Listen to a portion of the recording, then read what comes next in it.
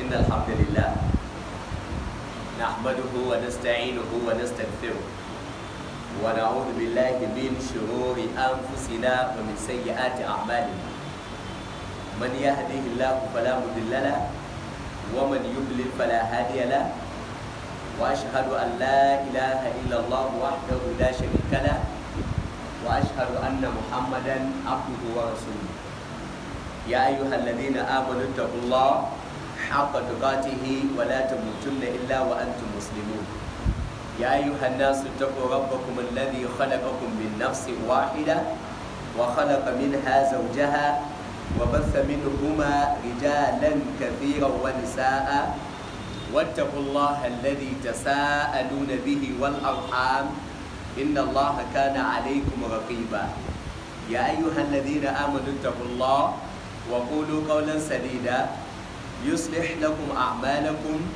ويغفر لكم ذنوبكم ومن يطع الله ورسوله فقد فاز فوزا عظيما أما بعد فإن أصدق الحديث كلام الله تعالى وخير الهدي هدي محمد صلى الله عليه وآله وسلم وشر الأمور محدثاتها وكل محدثة بدعة وكل بدعة ضلالة وكل ضلالة في النار.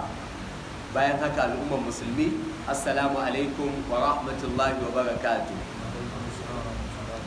Muna ma 'yan uwa barka da wannan yammaci na ainihin asabar yinin juma'a wanda yake 8 ga watan rabi'ul akhir hijiran annabi Muhammad sallallahu alaihi wa alihi wa sallama daga birnin Makka zuwa Madina na da shekara 1443 kuma shi ne ya zo daidai da 12 ga watan 11 shekara ta 2021.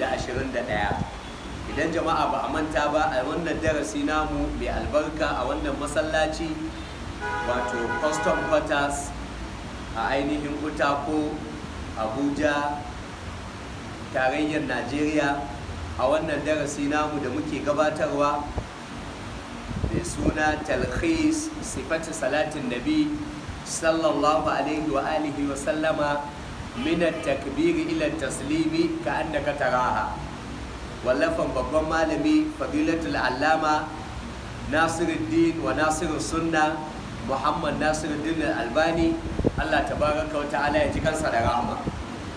Idan jama'a ba a manta ba, darasinmu da ya gabata mun kare magana akan karatu bayan Fatiha, a inda muka ji cewa karatu bayan Fatiha shine sura da ake karantawa, kuma mun ji cewa kowace raka'a wajibi ne karanta Fatiha saboda annabi Muhammad sallallahu alaihi wa alihi wa sallama ya ce la salata liman lam yaqra bi fatihatil kitab, wato babu sallah ga duk mutumin da ya zo sallah a kowace raka'a bai karanta Fatiha ba.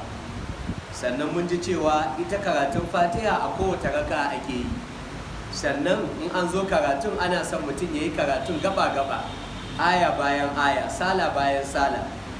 Ba a son a matsayinka na liman in ka zo karanta Fatiha ko sura ya zamana a ce kana hada aya 2 ko 3 ko 4 a waje guda. To wannan bai dace da karantarwa ba ta annabi Muhammad sallallahu alaihi wasallama. Sannan mun ji cewa hukuncin bayyanar da karatu da asirta karatu musamman ga mutumin da yake bin liman. Mun ji cewa akwai sallolin da ake bayyana karatu, akwai sallolin da kuma ake asirta karatu. Sallan asuba gaba daya ana bayyana karatu, sallan juma'a ma gaba daya raka'a guda 2 ana bayyana karatu, sallan idi shi ma ana karatu a bayyane, sannan sallar roƙon ruwa shi ma raka'a 2 ne, shi ma ana bayyana karatu a bayyane. Hakanan sallan wato kiskwewar rana ko wata shi ma gaba ɗaya raka'a guda 2 ne, wanda yana da ruku'i 4 sujada ma 4 ikon Allah. To shi ma duka gaba ɗaya ana bayyanar da karatu. Haka na raka'a biyun farkon magriba ana bayyanar da karatu, raka'a biyun farko ma na isha'i shi ma ana bayyanar da karatu. Sannan 'yan uwa an ba a manta ba, a lokaci guda kuma mun ji inda ake asirta karatu, kamar sallan azahar gaba ɗaya ana asirta karatu, sallan la'asar shi ma gaba ɗaya ana yin karatu a asirce, sannan sallan magriba raka'a ɗayan ƙarshe na magriba shi ma ana asirta karatu, sai raka'a biyun ƙarshe na ainihin sallan isha'i shi ma ana asirta ainihin karatu.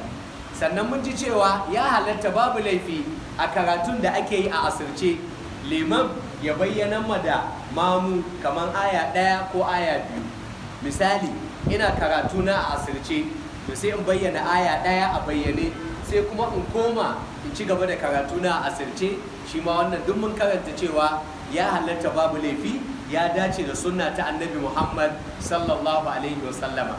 Misali, yanzu kaga na tsaya ina sallah, na fara karanto Fatiha a asirce, to kaga yanzu zan karanta aya ta 3, to aya ta 3 sai in daga sauti, sai in ce maliki yawmiddin, to sai kuma in dawo in ci gaba da karatu a asirce. To idan mutum ya haka yayi babu laifi insha Allah ta'ala. Wannan shi ake ce ma istima'i, wato ji yadda mutane aya 1 ko 2 a lokacin da liman yake karatun sallah a asirce. Allah ta'ala ya sa mu dace. Sannan idan jama'a ba a manta ba, mun karanta magana akan wato ainihin sallan wutiri. Sallan wutiri da sallan dare, to su wannan suna da zaɓi.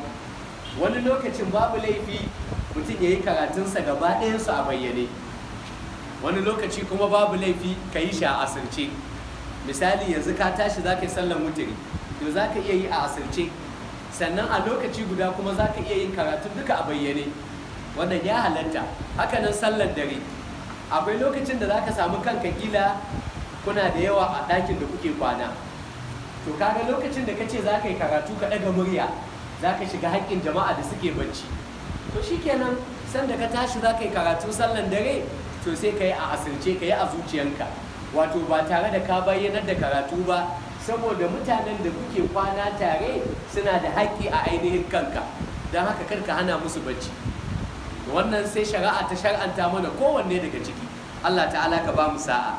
Sannan idan jama'a ba a manta ba, har wa yau mun karanta babin da malam ya kawo mana akan jeranta karatun alƙur'ani, ma'ana karanta alƙur'ani tare da kula da ƙa'idoji na tajwidi, ta yadda zai zama kowane musulmi ya fitar da kowane harafi daga mafitarsa da sautinsa da kuma siffansa, sannan ya yi karatun da murya mai daɗi, domin annabi Muhammad sallallahu alaihi wa sallama ya ce zayyinu aswatakum bil qur'an, ku ƙawata sautukanku da wato a wajen karatun alƙur'ani mai girma.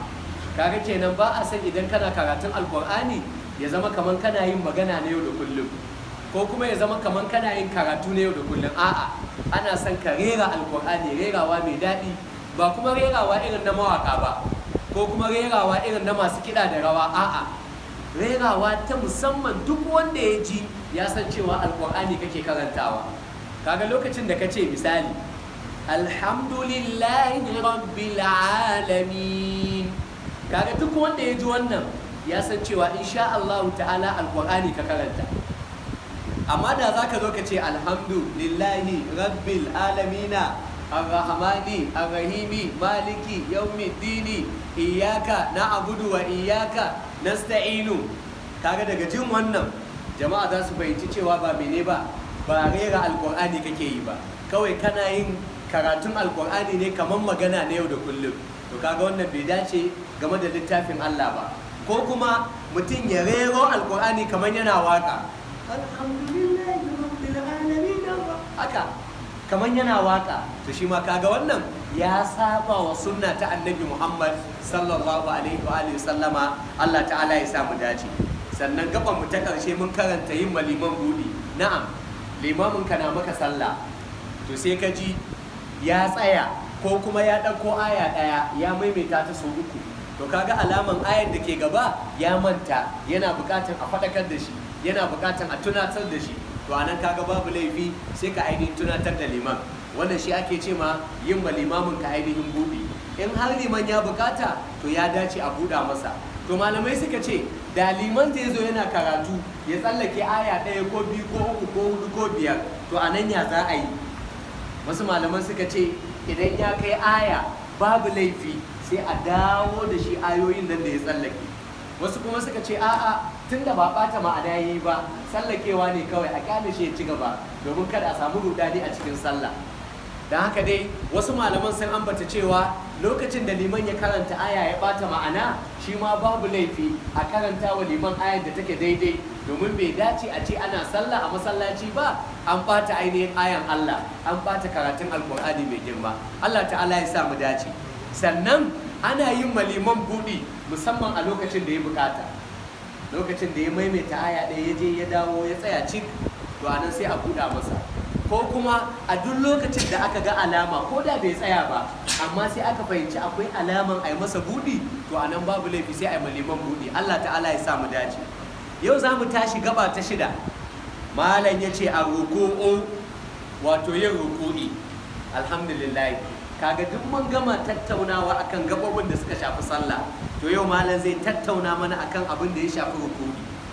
Malam ya ce gaba ta 69, فإذا فرغ من القراءة سكت سكتة لطيفة بمقدار ما يتراد إليه نفسه. الله أكبر. malam yace fa idza faraga min alqira'a, idan mutum ya kare daga karatunsa na sallah, ya kare karatun Fatiha, mamu suka ce amin, sannan ya kare karatun sura gaba daya, to a lokacin da ka kare karatu, to malam sai yace sakata saktatan lafifatan, to sai ka yi shiru wacce take takaitacciya, shine lafifatan, ma'ana wajizatan, yasiratan, muhtasiratan, takaitacciya, ma'ana a very short silent, dan takaitaccen shiru haka za ka yi, ba shiru wanda yake mai yawa ba. bi miqdari ma yataradu ilayhi nafsahu, gwargwadon yanda za ka iya numfasawa. Misali yanzu kaga ka kare karatu, to sanda ka kare karatu, jama'a ku kalle ni ku gani, to shikenan sai ka dan tsaya haka, gwargwadon yanda za ka numfasa, da ka numfasa, to shikenan sai ka yi kabbara, sai ka tafi ruku. Kenan lokacin da mutum ya kare karatu da zuwa ruku'i ba a san mutum ya samu lokaci mai tsawo, a'a daidai dan abin da zai baka dama ka iya numfasawa, to shikenan sai kai kabbara Allahu akbar, sai ka tafi ainihin ruku'i. Allah ta'ala ya sa mu dace. To sai malam yace gaba ta 70, thumma yarfa'u yadayhi, sannan sai ya daga hannayensa alal wujuhil mutaqaddima, a bisa fuskokin da muka ambata maka wanda ya gabata a baya, fi takbiratul ihrami, wajen kabbaran harma. Jama'a da Allah an gane, wato kun ga malam ya ambata mana cewa idan ka zo zaka daga hannu yana da fuskoki guda biyu, ko dai ka daga hannunka wato saiti da kafadinka, kaga gashi haka, sai ka ce Allahu akbar, sai ka tafi ruku'i, ko kuma ka daga hannayenka saiti da kunnuwanka, kana mai hada hannun. Ba a san idan mutum yana daga hannun ya bude sa haka, kaga wannan alama ce ko a al'adar malam Bahaushe ne mai kenan, zagi ko yawa. To kaga kana gaban Allah, bai dace ka bude hannayenka haka ba, sai ka matse hannayen. Kuma bai dace ka karkatar da shi haka ba, kaga kamar dan sanda zai sara ko bai dace ba, sai ka miƙar da shi haka a tsaye, dukansu su kalli alƙibla, babban dan yatsanka ko ina da ko ina, sai ka sa shi saitin kunnuwanka, sai ka ce Allahu akbar, sai ka tafi ruku. An gane ko? Kenan ko dai kai haka, ko kuma kai sa shi santa da kafadinka, duk wanda kai ya tabbata a sunna ta annabi Muhammad sallallahu alaihi wasallama. Allah ta'ala ya samu dace. To yan uwa, sai malam ya ci gaba da cewa gaba ta 71, wa yukabbiru, sai kuma mutum yayi kabbara. Wa yukabbiru, sai mutum yayi kabbara, ma'ana sai ka ce Allahu akbar. To a wajen kabbara din yan uwa a lura, ana son mutum yayi kabbara mai kyau, ka ce Allahu akbar, kar ka ce Allahu akbar ko Allahu akbar ko Allahu akbar, kaga duka wannan ma'ana ya lalace. Me ake so ka faɗa? Allahu akbar, Allahu akbar. Allah shine mafi girma. Amma idan ka ce Allahu akbar ka ce Allah shine babban ganga. Allah ya kyauta. Wannan ba karamin dole sai mun gyaggyara. A cikin sallah idan muna kiran sunan Allah to akwai bukatar mu dinga faɗan shi yanda ya dace da karantarwa ta annabi Muhammad sallallahu alaihi wa alihi sallama. Allah ta'ala ya sa mu dace. Wa huwa wajibun, to faɗin wannan kabbara wajibi ne. Kaga sai ka daga hannayenka haka ko kuma ka daga shi anan santar kafadinka sai ka ce Allahu akbar.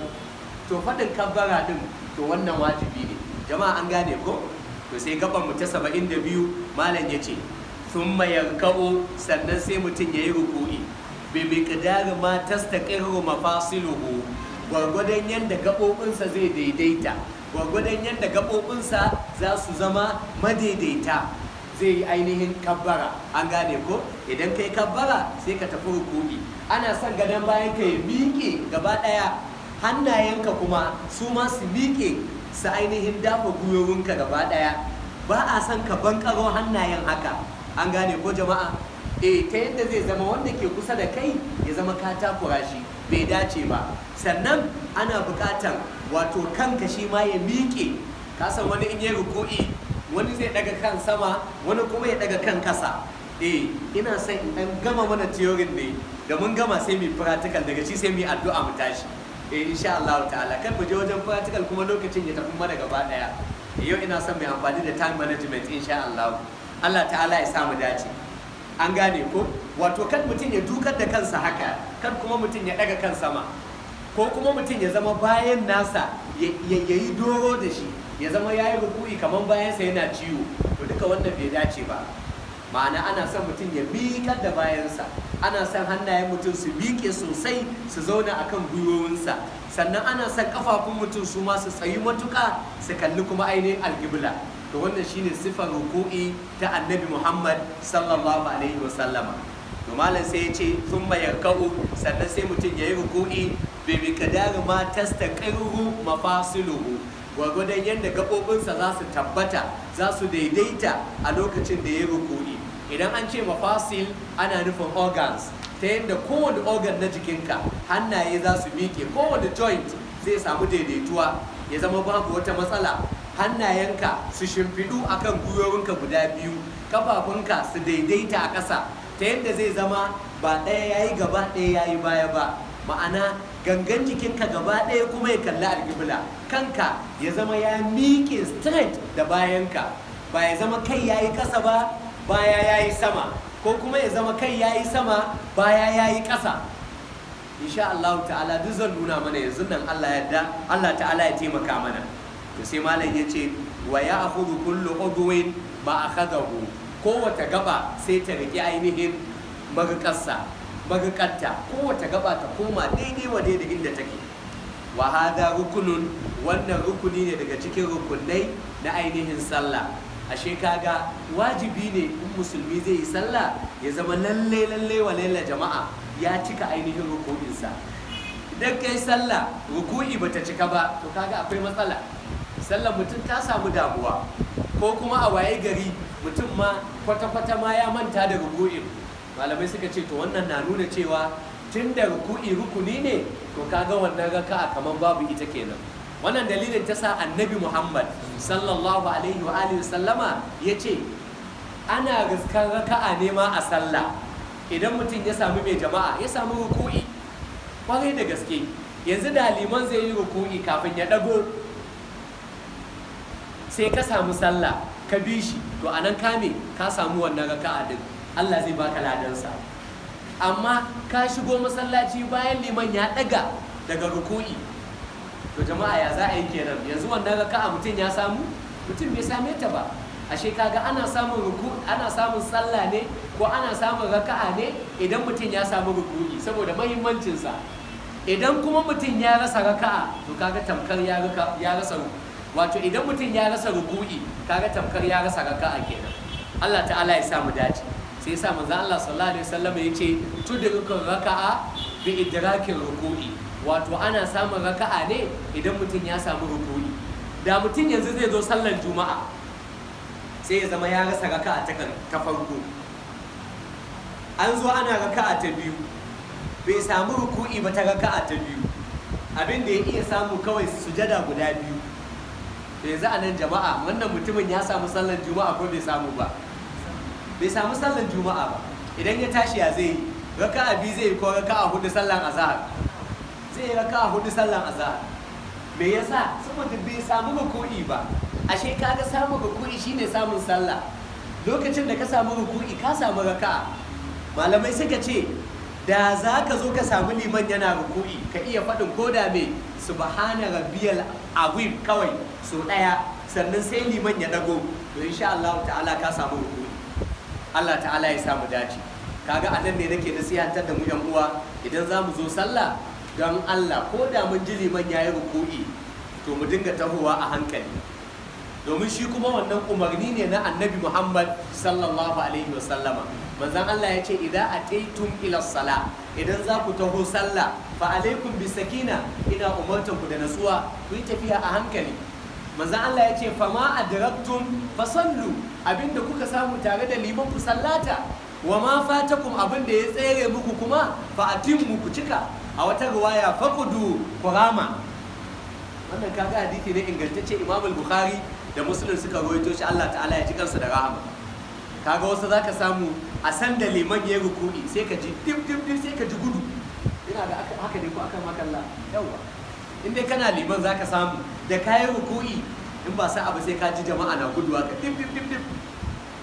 Akwai waɗanda kuma zaka samu san da liman ya ruku'i maimakon su zo su haɗu da sahu sai kuma su koma baya sai su yi sahu sai su kabbara din, kuma anan za su kare sallar su.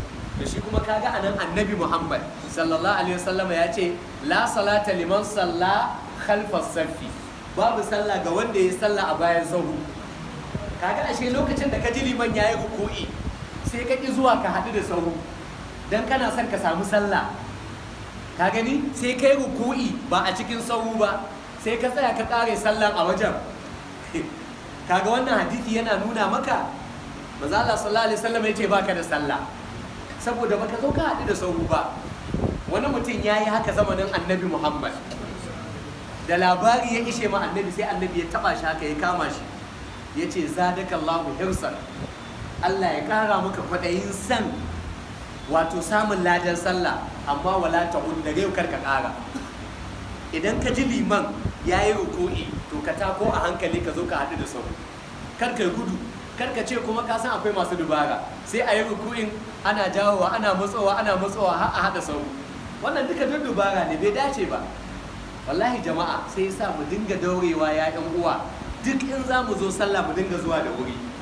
Wallahi wanda shine kadai kofan da mutum zai bude ma kansa alherai masu yawa wanda ba su da iyaka. Allah ta'ala ya sa mu dace. Da shine sai malam yace kaifiyatul ruku'i, to ga yanda ake ainihin yin ruku'i. Allahu akbar. Malam yace wa yadau yadayhi ala rukubatayhi, mutum zai sanya hannayensa akan gwiwansa guda biyu. An gane ko? Sai ka sanya hannayenka akan gwiwowinka guda biyu. Wa yumakkinuhu ma min rukubatayhi, sannan ka sa su tabbata akan gwiwowin naka, shine yumakkinuha ay wa yuthabbituha wa yastaqirruha, ka sa su tabbata su ainihin kama gwiwowin naka guda biyu, kana masu shimfiɗa su haka, ma'ana sai ka shimfiɗa su a gwiwowin naka guda biyu. Wa yumakkinuhu ma min rukubatayhi, ka tabbatar da su a gwiwowin naka guda biyu. Wa yufarriju baina asabihi, kuma ana son ka bude tsakanin yan yatsun naka. Kenan a lokacin da ka sa hannayenka biyu akan gwiwowinka sai ka ainihin shimfiɗa su ka bude su haka, ka annahu qabidun ala rukubatayhi, kai ka ce kamar ka kama gwiwowin naka ne guda biyu. Qabidun bi ma'ana mumsikun, kamar ka kama waɗannan gwiwowi naka ne guda biyu.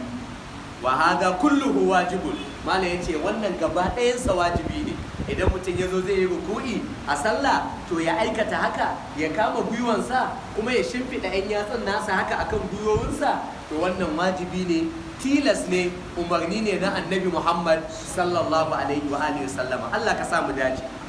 Gaba ta 74, wa yamuddu baharahu wa yubsiquhu, wa yamuddu baharahu, kuma ana son mutum ya shimfiɗa bayansa, ya miƙar da ita, kada ya zama ta yi sama ta yi ƙasa, ba a son tudu da kwari. Yadda kaga bencin nan ya miƙe, to haka ake son bayan ka ya miƙe. Ka gani? Bayan ka ya miƙe sosai ta yadda ko da an ɗauki wani abu an sa a gadon bayan naka ba zai faɗi ƙasa ba. Allah ta'ala ya samu dace. Na wa yubsiduhu, kuma ka shimfiɗa bayan matukar shimfiɗawa ta miƙe sosai kamar yadda ake shimfiɗa tabarma, kamar yadda ake shimfiɗa kafet. Yanzu da Allah, bayan Allah, in ka kalle yanzu kafet ɗin yadda aka shimfiɗa shi. Na idan wani waje bai shimfiɗu ba, shi mai aikin shimfiɗa kafet ɗin, dan Allah zai gane ko ba zai gane ba? Zai gane. Za ka ga kai kanka in ka zo ka tsaya kana sallah, inda ba a sa mishi gom ya ji ba, za ka ga ya ɗan yi tudu haka alaman ya taso. Ka ga ya nuna bai ba kenan, bai shimfiɗu ba. To haka ake so bayan ka yi shimfiɗu, kamar yadda ake shimfiɗa tabarma a ƙasa, kamar yadda ake shimfiɗa kafet a ƙasa, kamar yadda kaga ake shimfiɗa wato ainihin wato kujera ake shimfiɗa ta a yi ta a shimfiɗe, ko kuma a samu kamar irin rigar seat haka na kujeranka na mota, yadda ake shimfiɗa shi a tabbatar ya yi label, a yi mata riga komai da komai. To haka ake so gadon bayan ka ya miƙe. Allah ka ba mu sa'a. To sai malam ya ce hatta law subba alaihi alma'u, ya ce ko da ruwa aka zuba a gadon bayan naka lastaqarra ruwan zai tabbata a bayan ka ba zai zube ba. Tabdijam.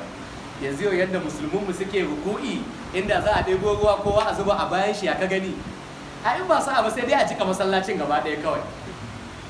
Ina mai tabbatar maka samun wanda za su yi daidai ba su da iyaka, ma'ana wanda za su yi daidai ba su da yawa, wanda ko za su yi blunders, su yi kuskure, su yi ba daidai ba, Allah ya yawa da su.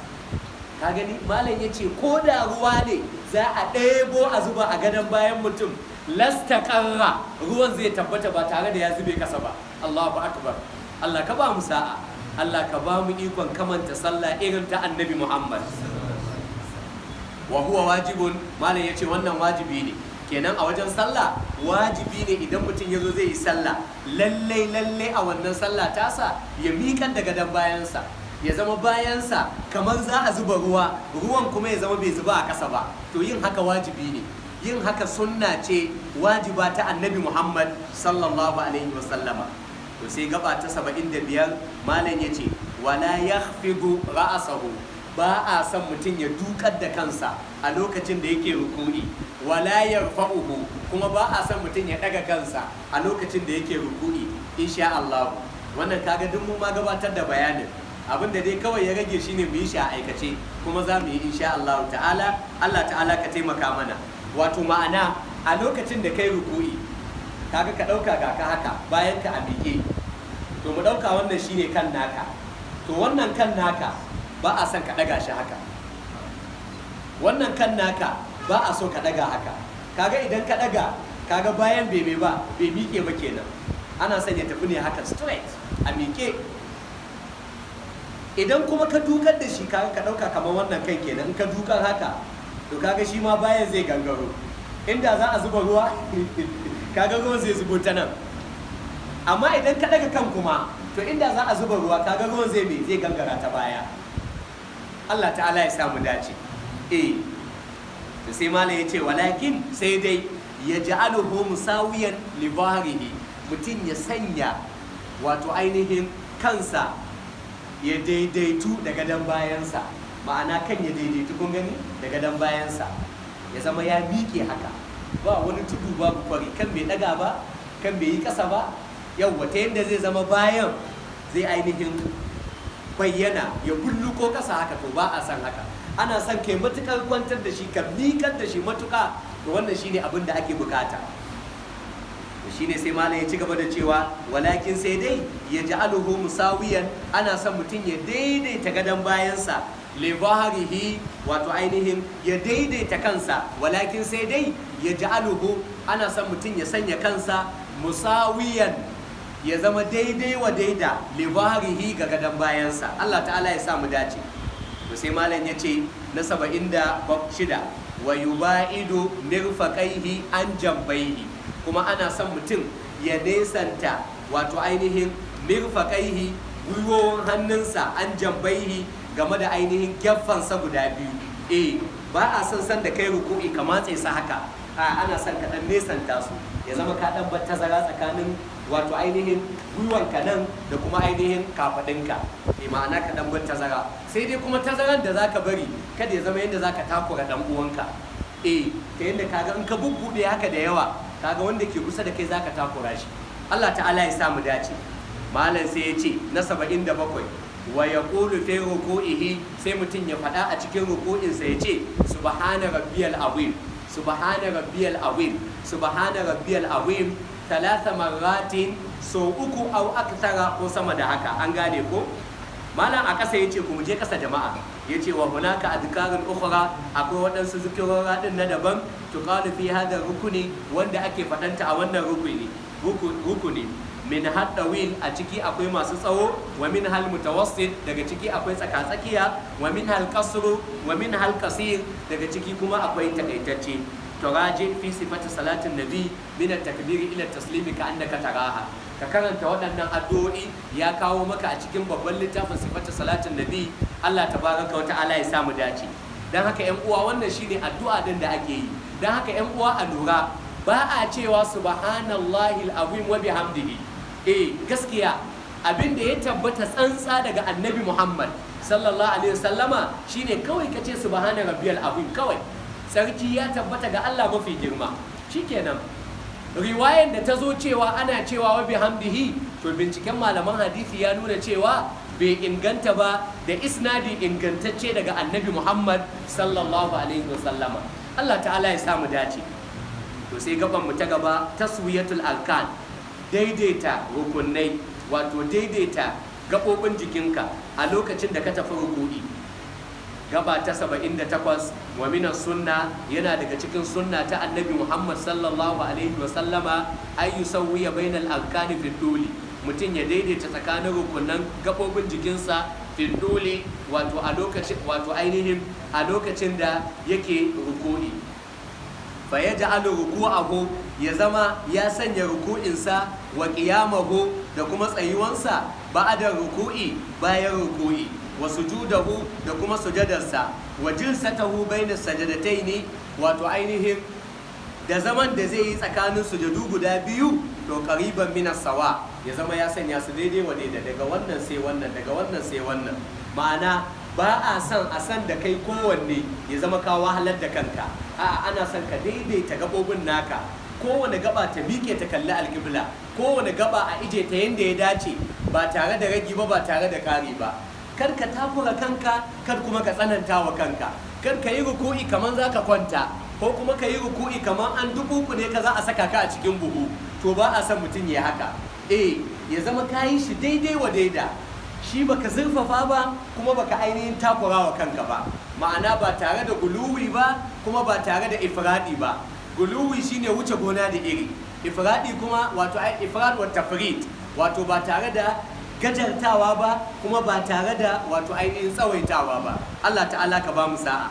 To sai malam yace gaba ta 79, wala yajuzu an yaqra al-qur'ana fi ruku'i, baya halatta kwata-kwata in kana sallah ka karanta alqur'ani a cikin ruku'i, wala fi sujudi, haka nan a cikin sujada, domin annabi Muhammad sallallahu alaihi wa alihi sallama ya ce la yahillu lil musalli an yaqra alqur'an fi ruku'i wala fi sujud, baya halatta ga mai sallah ya karanta alqur'ani a ruku'i ko a sujada.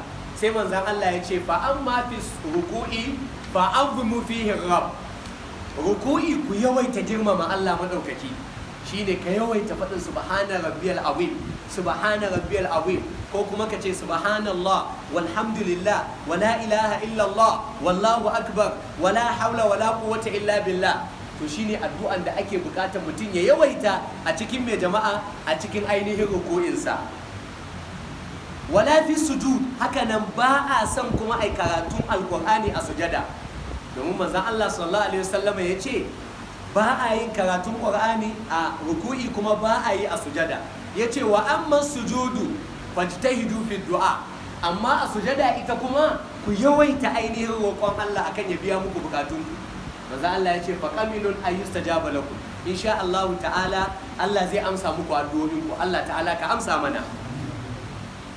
To to bayan Allah sai gaban mu ta ƙarshe al-i'tidalu min ruku daidaituwa daga ruku'i.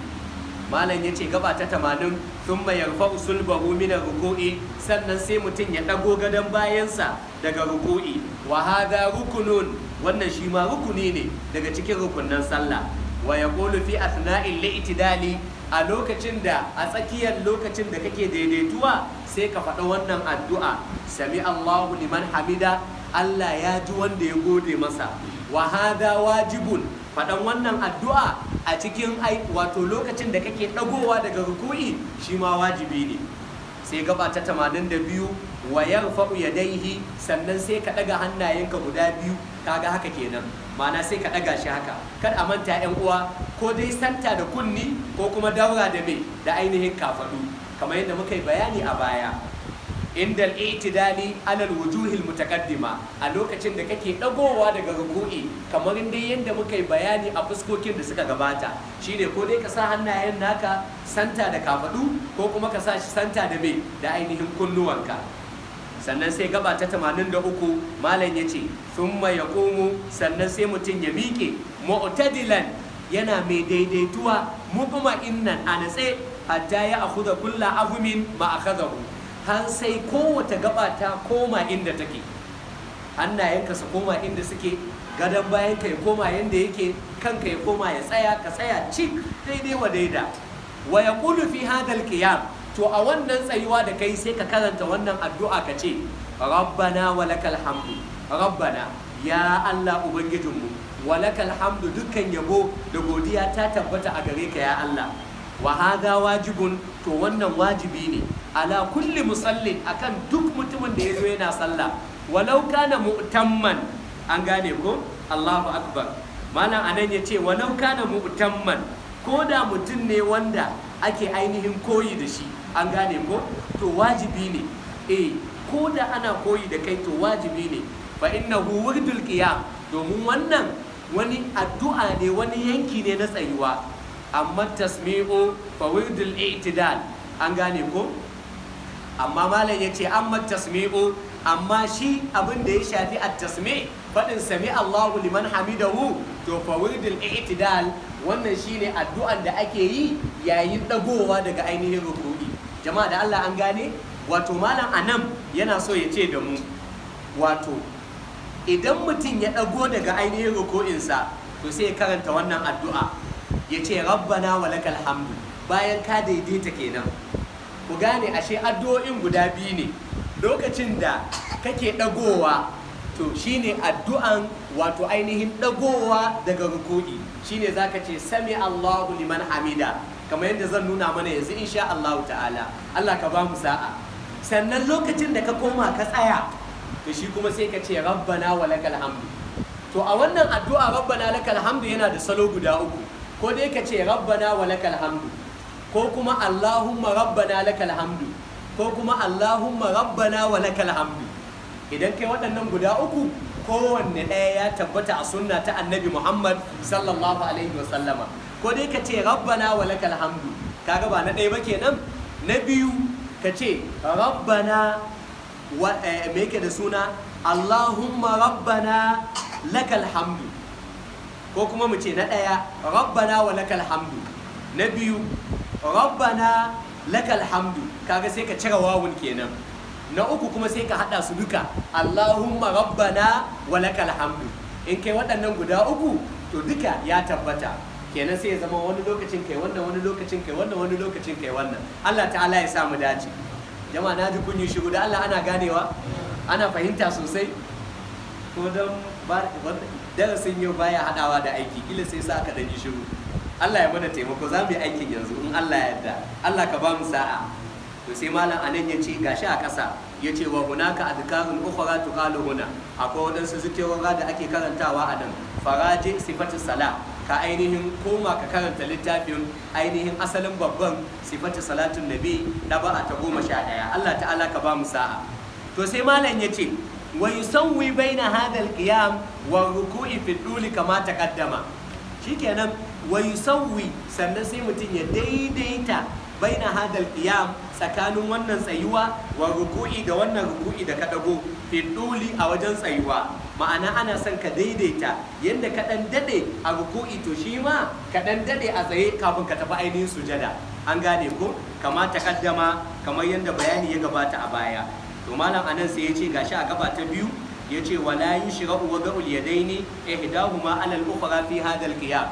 Wala yushra'u, ba a shar'anta ba, bai tabbata ba, an gane ko, wato wada'ul yadaini daura ɗaya daga cikin hannaye 'ala al-ukhra akan ɗaya fi hadha al-qiyam a wannan tsayuwa da zaka yi bayan ka dago daga ruku'i. Jama'a da Allah kun gane, yanzu kafin mutum ya tafi ruku'i, ya tun da mun saba kawai bari kafin mutum ya tafi ruku'i jama'a ba hannunsa yana kirji ba, haka ne jama'a? To yanzu an yi ruku'i an dago, yanzu idan na dago ba na dago daga ruku'i ba jama'a, to malam sai yake cewa ba a shar'anta mana ka sake ɗaukar hannu ka sa a kirji ba, sai ka saki hannayenka haka. Jama'a da Allah kun gane fatawan Sheikh Nasiruddin Albani, kun fahimta jama'a? Shi a iya fahimtar malam ba a shar'anta haka ba, in ka dago daga ruku'i kawai haka zaka tsaya, sai kai kabbara sai ka tafi sujada. To amma da yawa daga cikin malamai muhaqqiquna gaskiya sun ainihin saba mu Sheikh, kuma zance mafi inganci shine zancen da su suka kawo, ba zancen Sheikh Nasiruddin Albani ba. Allah ta'ala ya ji kansa da rahama, Allah ka gafarta mana. Malam sai ya ce fi hadal qiyam a wannan tsayuwa, ya ce li adamu wurudihi saboda bai tabbata ba. Undur in shi ita albasd fil asl, ya ce in kaso ka duba asalin al-aslu wato sifatu salatin nabi. Ina son ku gane wani bambanci jama'a. Idan ka kalla lamba ta ɗaya da ya sauke maka, ya ce maka imam faraje sifatu salatu yawwa, to ita ce ɗaya sifatu salatin nan ta tsakiyar kenan. To amma kalla lamba ta biyu da ya sauke, sai ya ce wanzur in shi ita albasd fil asl, sai kuma ya ce maka sifatu salatin nabi. To kenan ashe ita wannan asulun da zaka duba a nan biyu, to ba shine sifatu salatin farko ba.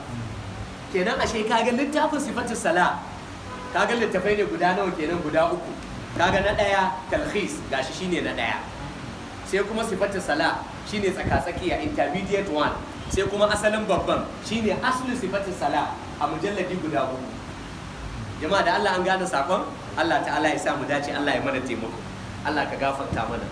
To ina ga wannan da a dan kau da shi kawai tunda mun ma gama, yanzu kawai abin da ya kamata sai mu dan yi abin da muka karanta a darasin mu da muka gabata. Ya ku bayan Allah, mun gabatar da dukkan abubuwan da ya shafi karatu da tsayuwa da komai. Yanzu abin da za mu siffanta mu ɗan uwa su gani shine yadda ake yin ruku'i a bisa sunna ta Annabi Muhammad sallallahu alaihi wasallama. To kan ka manta ɗan uwa, akwai karatun Fatiha, akwai karatun sura, haka ne ko jama'a? Yanzu mun ambata cewa karatun Fatiha da karatun sura ana son mutum ya yi shi wato a tsare, kuma ɗaya bayan ɗaya tare da kula da ka'idojin tajwidi. Misali, ka yi kabbara Allahu akbar, kaga gashi kana tsaye haka, ka karanta Fatihan ka kare, ka karanta suran ka gama gaba ɗaya.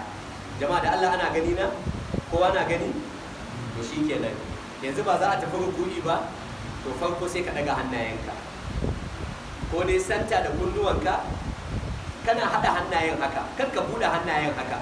In ka bude hannayen kaga akwai rashin ladabi ga Allah madaukakin sarki, haka ne ko jama'a? Kar kuma ka dunkule hannayen haka, kar kuma kai haka. Ban sani ba ko kun taba ganin wata sallah, akwai wata sallah da aka yi a wannan ƙasa tamu, wani mutum ya zo zai yi sallah sai ya haka. Wallahi haka yi, ka gani? To ko Allah yake madakuwa ko Allahu ta'ala a'lam. Allah ka shirya da mu, Allah ka yaye mana masifa. To kaga sai kai haka, ko kuma ka sa shi santa da kafadinka sai kai haka. To mu dauki na daya, sai kai haka, Allahu akbar, sai ka tafi. Jama'a da Allah an gani? To mu dauki na biyu, sai ka sa shi santa da kafadinka, Allahu akbar, sai ka tafi. Jama'a yanzu an ga gabana nan gaba daya. To kafin mu je nan, hannayenka kaga sai ka shimfida su haka akan gwiwoyinka.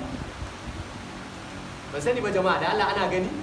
sai ka kafa su akan gwiwowin naka ya kafu sosai. Gwiwowin naka kuma ana son ka ɗan turo su haka domin ya baka dama gadon bayan ka ya daidaita. Kanka ba a son ka yi ƙasa da shi haka. Haka dai ko jama'a? Sannan ba a son ka ɗaga shi haka. Kagan ka ɗaga bayan ka ba zai daidaita ba. Jama'a kowa ya ga gabana? Kafafunka kuma ana son su daidaita haka, ka gani? Su daidaita su kalli alƙibla. Sannan hannayenka kuma ba a son ka buɗe shi haka. Ka gani? Kaga yanzu idan mutum ya haka kaga bai yi rukuni ba. Jama'a da Allah an gane? Ka gani? Bai yi rukuni ba. Ba mu sani ba kila zai kama gola ne ko zai kama kwallo ne? Allahu ta'ala a'lam. Ka gani? Ba a son ka buɗe hannayenka nan. A'a ka buɗe shi daidai kowace gaba ta koma yadda take. Ka gani? Kaga wanda ke kusa da kai ba zai ji ka kora shi ba. Kaga ga wannan gaban ta miƙe, ga wannan ma ta miƙe, kowace gaba kaga gashi ta miƙe. Kafafunka kaga gashi gaba ɗaya sun miƙe. To wannan shi ake bukata a gabanka. To sai a baya. Kun gani jama'a? Bayan mutum sai ya miƙe haka sosai. Da Allah wani zai iya zuwa ya ɗan shafa baya na ya ta miƙe ko bata miƙe ba. Bismillah. Yawo ya miƙe. Ya miƙe sosai. To jama'a kun gani. Wannan ita ce ruku'i a bisa sunna ta Annabi Muhammad. Allah ka samu dace. Kenan ba a san kai kasa da kanka haka. Wallahi tallahi wannan bai dace ba. Ko kuma mutum ya sama da kansa haka. Shi ma wannan ya saba. Kaga yanzu in aka ɗebo ruwa aka zuba a gadon bayanka ya ka gani? Insha Allah ba zai faɗi ba. Malaman fiqh suka ce ko da kwai ko ƙwarya aka ɗauka aka sa a bayan kaga ba zai faɗi ba. Amma yanzu da yadda muke rukuni kaga da za a sa kwai ya kake gani? Ba sa abu sai masallacin da ya cika da ƙarin kwai. Allah ya kyauta. Ka gani Allah ka shirya da mu. Dan haka ba a san mutum ya zo rukuki ya haka. Ba a san ko mutum ya zo rukuki ya haka kamar bayan sana ciwo. Wannan bayi da kyau ya saba wa sunna ta Annabi Muhammad sallallahu alaihi wasallam. Allah ta'ala ya samu dace. Allah ya mana taimako. Sannan a nan ba a san ko mutum ya bubbuɗe nan nasa haka. Ma'ana kaga ya haka kenan. Ba a san mutum ya haka. Jama'a da Allah an gane kaga wannan kayi kasa da yawa. Ana son ka tsaya daidai wa daidai. Daidai wa daidai bayan ka yi miƙe sosai. Hannayenka ko ina da ko ina ka ije shi a yanda ya dace. Allah ta'ala ya samu dace. Allah ya mana taimako. Allah ka gafarta mana. Allah ka ba mu sa'a. To yanzu an yi ruku'i to ka dago. To a cikin ruku'in ka haka bayan Allah da Allah ku kalle ni sai ka ce subhana rabbiyal azim. Subhana rabbiyal azim. Subhana rabbiyal azim. To sai kuma addu'an da za ka yi yayin dagowa daga ruku'i. Ku gane ‘yan uwa, addu'an kala biyu ne. Akwai addu'an da ake lokacin da ake dagowa daga ruku'i. Akwai kuma addu'an da ake bayan an dago daga ruku'i. Da Allah an gane? Kaga yanzu idan ina dagowa daga ruku'i sai in ce me? Sami'a Allahu liman hamida. Sai in mai da hannuna. Abu sazancen jumhurin malamai. Amma abu sazancen Sheikh Nasiruddin Albani Allah ya ji kansa da rahama ya ce sai ka sauke hannunka. To amma zance mafi inganci shine ka mai da hannunka kirji. Ya fi dacewa da ainihin zantuka na malamai wato ainihin mafi yawa. An gane ko sai ka mai da hannunka ne. Mun faɗa cewa hannun ba a sa shi a ciki, ba a sa shi ƙasa, ba a sake shi kuma haka. To shi kenan sai ka sa shi a ƙirjinka. Kar kuma ka sa shi haka kamar za ka shaƙe wuyanka. Wannan duka duk bai dace ba. Kar kuma kai haka kamar kana jin sanyi. Wani ma haka za ka ga yayi abin shi. A gani duka duk sallah yake yi. Allah ka fahimtar da mu. Allah ka ganar da mu. To kaga idan ka kare wannan gaba daya to sai ka ce rabbana wa lakal hamd hamdan kathiran tayyiban mubarakan kama yuhibbu rabbuna wa yarda Allahumma la mani lima a'tayta wa la mu'ti lima mana'ta wa la yanfa'u bil jaddi minkal jadd. Yanzu jama'a ba an kare ruku'i ba sai mu ce daga wannan gaba in ka kare addu'a me zaka yi to Allah ya kai mu rana ita yau shine sabon darasin mun Allah ya Allah ta'ala ka taimaka mana. Allah ka samu na yi asa a duniya da lahira. Subhanaka Allahumma wa bihamdika nashhadu an la ilaha illa anta nastaghfiruka wa natubu ilayka. Alhamdulillah.